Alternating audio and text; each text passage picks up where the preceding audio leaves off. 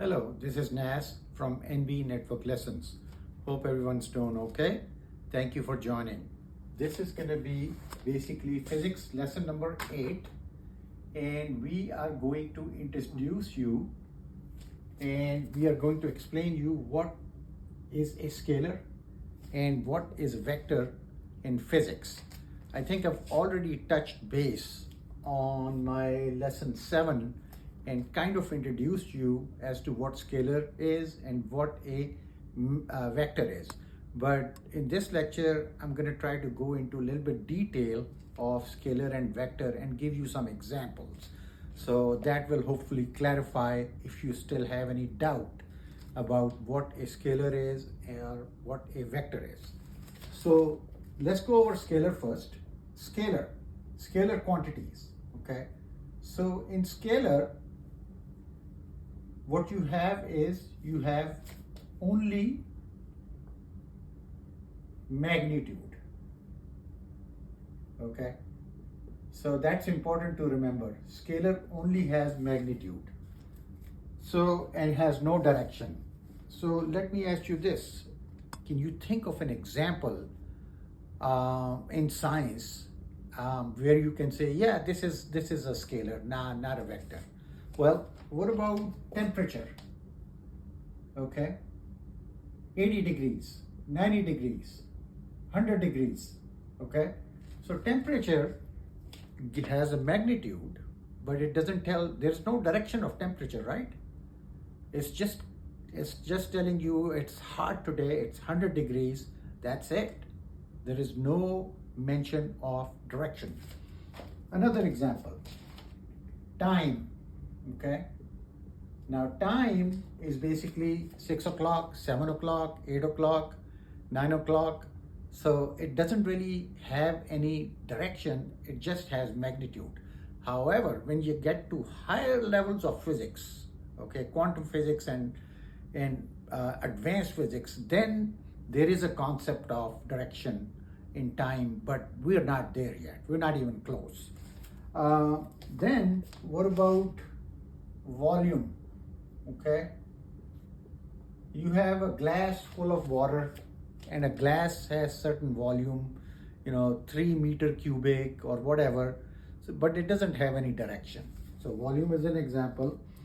Let's see what else. I already explained you in my last lecture, average speed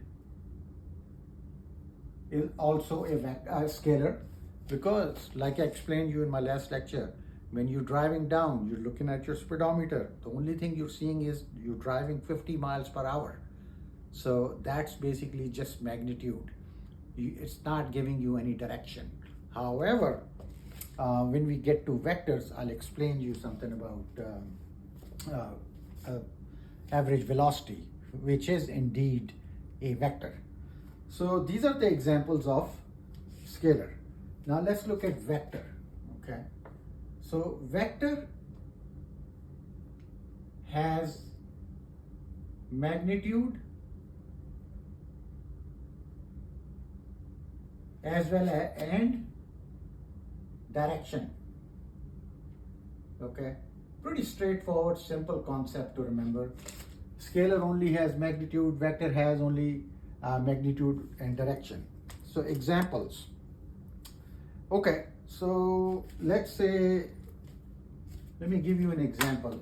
You have a box right here, right? And I'm applying force in this direction. Let's say force is 1 Newton. We have not really gone into the units of force yet, but we will. But this is like a, kind of like how should I say, it's a introduction. So 1 Newton is a unit of force. So if I'm applying 1 Newton force from left to right on this box will move, right, in this direction. So then force, we can say, is a vector, because it has magnitude 1 Newton and direction going from left to right. let's see what else. We have a acceleration, okay? Now again, I have not introduced you acceleration, but it's basically the, when you're driving down and you put your foot on the gas, you're accelerating, okay? You're speeding up. So that's acceleration. Acceleration. So acceleration is also a vector because it has magnitude as well as magnitude and direction, okay? Because the unit of acceleration is, let's say you're going 20 miles per hour. So it'll be 20 miles per second square, okay? So keep that in mind. Acceleration is a vector. It has direction as well as magnitude. So what else? Let me see. Well, another example. Let me ask you this before I move on to my electric circuit lovers. Current, okay? What is current? Current is flow of electrons. Is that a scalar or a vector? Question for you. Current has flow of electrons, okay? And it flows from, in terms of circuit analysis, it flows from positive to negative, right? So it has a direction. So current is also a vector.